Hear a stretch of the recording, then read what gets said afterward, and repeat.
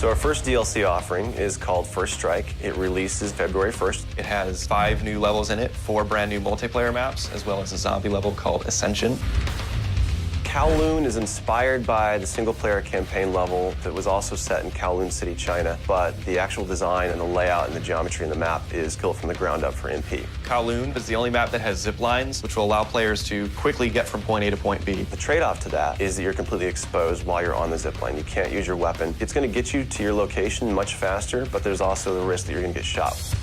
Discovery is an Antarctic research station that was a German outpost left over from World War II. The two sides of the map are divided by a deep chasm. You're always kind of fighting for control over that crossover from one side of the map to the other. My tips for Discovery is really just learning the layout of the map, understanding how that chasm can impact the flow of the gameplay, and always being conscious of the exposure that you have to long-range weapons. You might be on a snow bridge and somebody throws a grenade, which collapses the floor around you.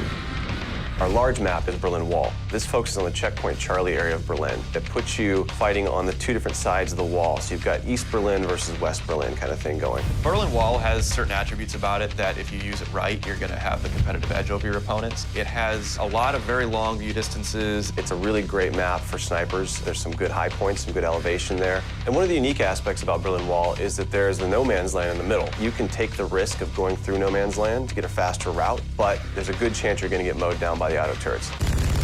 So Stadium's one of my favorite maps. I am a running gunner, so I tend to like that map. It's going to provide those close quarter players tight adrenaline, action-packed experience. So never underestimate the value of tactical insertion and always be checking your corners and realize that these engagement distances are going to be really small, so use that to your advantage. I think it's going to cater to a lot of the players who just like the frenetic style of gameplay that Call of Duty has to offer.